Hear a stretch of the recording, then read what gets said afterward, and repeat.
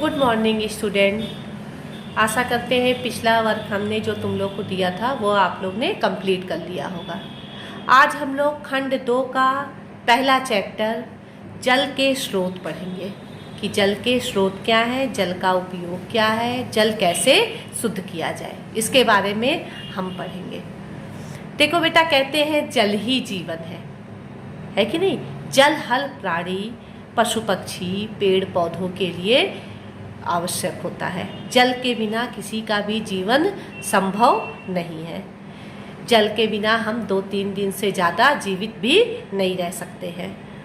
जल पीने के तो काम आता ही है, इसके अतिरिक्त समस्त दैनिक कार्य, औद्योगिक कार्य, सिंचाई कार्य, हर क्षेत्र में जल की उपयोगिता है।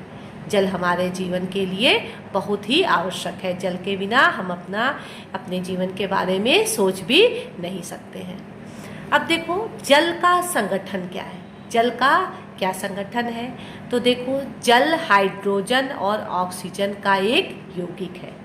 इसमें 2 भाग हाइड्रोजन के होते हैं और 1 भाग ऑक्सीजन का होता है। जल का रासायनिक सूत्र क्या होता है? जल का रासायनिक सूत्र है H2O। है, समझ में आया? जल का रासायनिक सूत्र H2O है, जिसका मतलब 2 भाग हाइड्रोजन के और 1 भाग ऑक्सीजन के हैं। जल एक स्वादहीन, रंगहीन और गंधहीन होता है।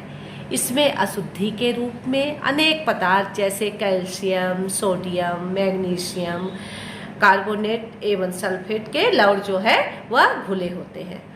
जल हमें 3 अवस्थाओं में मिलता है, ठोस, द्रव और गैस के रूप में हम जल को प्राप्त करते हैं। जल के प्रकार, जल के 2 प्रकार होते हैं। पहला मृदु जल, दूसरा कठोर जल। मृदु जल पीने योग्य होता है, ये पीने में शुद्ध होता है, स्वादिष्ट होता है। कठोर जल पीने में खारा होता है, ये हमारे लिए अनेक अशुद्धियाँ इसमें मिली होती हैं, ये हमारे लिए उपयोगी नहीं होता है।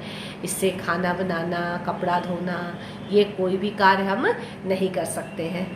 अब जल की उपयोगिता बताए ना, जल मानव शरीर के लिए उपयोगी होता है। मानव शरीर के पाचन क्रिया में, शरीर के त्वचा को में नमी प्रदान करने में, अनेक कार्य में जल की उपयोगिता होती है। दैनिक कार्यों में हमें जल के, हमारे कोई सोचे मेरा दैनिक कार्य बिना जल के होगा, ये असंभव है।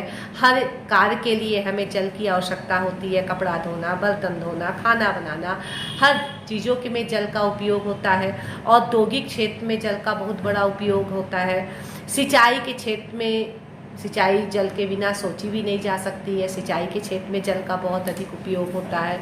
अब देखो, जल प्राप्ति के कौन कौन से स्रोत हैं, जल हमें कैसे प्राप्त होता है। देखो, जल प्राप्ति का सबसे बड़ा स्रोत क्या माना जाता है?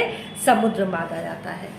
जब तेज गर्मी पड़ती है तो समुद्र का जल भाप बनकर आकाश में उड़ जाता है और वायुमंडल में पहुंचकर उसे संघनित हो जाता है और पहाड़ों से टकरा करके वर्षा के रूप में फिर हमें पृथ्वी पे वापस मिल जाता है।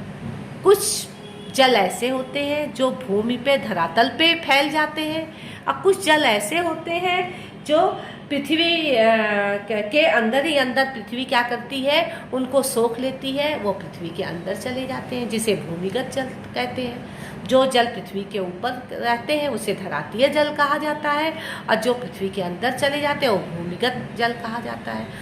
तो धरातल पे जो जल हमें प्राप्त होते हैं, किस किस अवस्थाओं में, कहाँ कहाँ से प्राप्त होते हैं? नदियों द्वारा, झीलों द्वारा, झरनों द्वारा और तालाब द्वारा। ये सब जल आकर के पृथ्वी पे फैल जाते हैं, नदियों में इकट्ठा हो जाते हैं, झीलों में हो जाते हैं, झरने में, तालाब में, यहाँ से फिर हमें वापस मिलते हैं। और भूमिगत जल कुछ स्रोतों द्वारा हमें प्राप्त होते हैं, जो पृथ्वी उन्हें सोख लेती है, फिर वो झरनों के रूप में ऊपर आ जाते हैं। और कुछ जो होते हैं वो पृथ्वी के अंदर चले जाते हैं, जिसे हम नलकूप से, हैंडपम्प द्वारा, पाइपों द्वारा हम उसको क्या करते हैं, बाहर फिर वापस लेते हैं।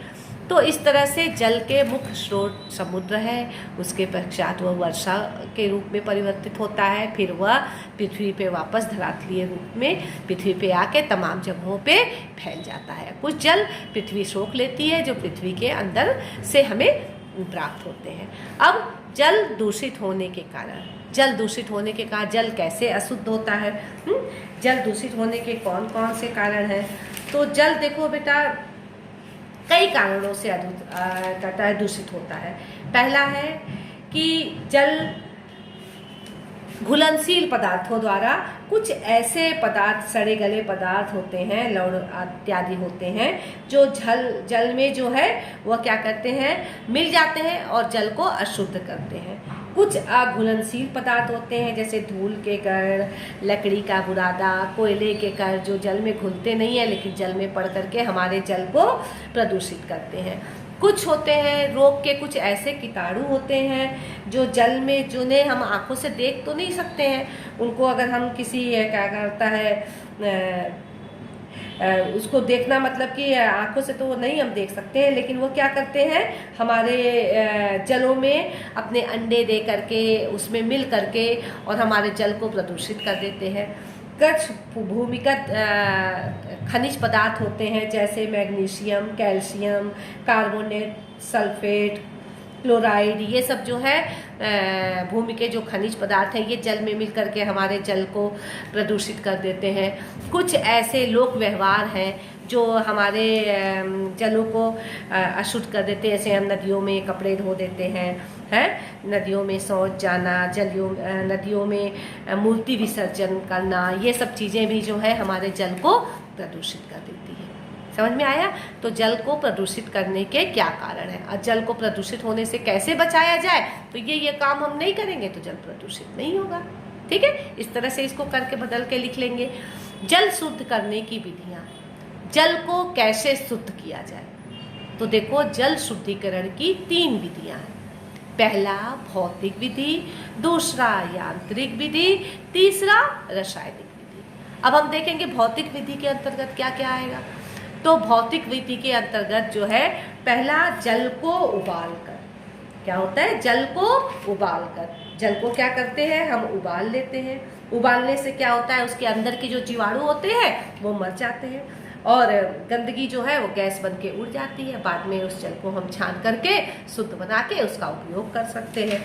दूसरा होता है आसवन विधि। अब देखो इस विधि से शुद्ध किया हुआ जल सबसे शुद्ध जल कहलाता है। इसे हम क्या कहते हैं, आशुद्ध जल कहते हैं। क्या कहते हैं, आशुद्ध जल कहते हैं। इसमें होता क्या है कि हम उच्च ताप में जल को क्या करते हैं, उबालते हैं और जब उबालने से के बाद जल भाप में परिवर्तित हो जाता है तो फिर उसे हम इकट्ठा करके जल में परिवर्तित करते हैं और उस जल का हम उपयोग करते हैं। ये जल दवाई बनाने के काम में और जो इंजेक्शन में जो पानी का घोल तैयार किया जाता है, इंजेक्शन को ढीला किया जाता है, गीला किया जाता है, वो जो पानी प्रयोग करते हैं जिसको डिस्टर्ड वाटर कहते हैं, उसके लिए इस पानी का प्रयोग करते हैं। सबसे शुद्ध जल होता है ये।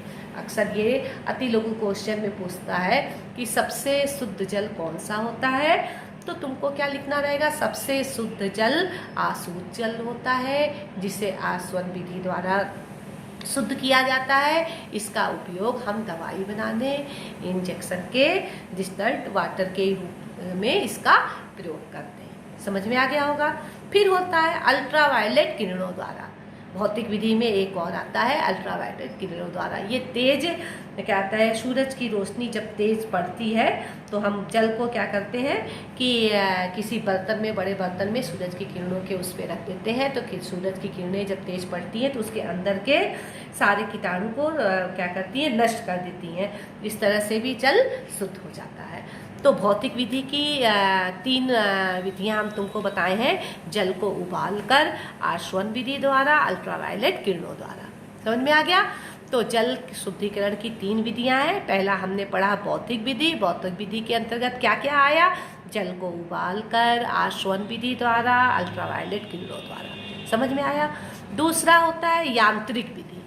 अब यांत्रिक विधि क्या है, यांत्रिक विधि में हम जल को 4 घड़ों की विधियों द्वारा, पहले पुराने जमाने में लोग फिल्टर उल्टर नहीं होता था तो ये क्या करते थे कि 4 घड़ों में के पेंडियों में छेद करके और इसमें पहले ऊपर वाले घड़े में गंदा पानी रहता था, दूसरे वाले घड़े में कोयला और बालू रहता था तली में, और तीसरे वाले में बालू व बजरी रहता था। इस तरह से सारे जगहों से घड़े के पानियों से शुद्ध होता हुआ नीचे जो है स्वच्छ जल आकर के नीचे वाले घड़े में इकट्ठा हो जाता था और वहाँ से जल को प्राप्त किया जाता था।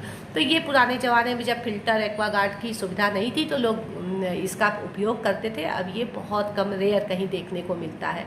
एक फिल्टर, घरों घरों में फिल्टर एक्वागार्ड लगा रहता है जिससे हम जल को शुद्ध करते हैं। तो यांत्रिक विधि में 3 चीज़ें हमने पढ़ी। चार घड़ों की विधि द्वारा जल शुद्ध किया, फिल्टर और एक्वागार्ड।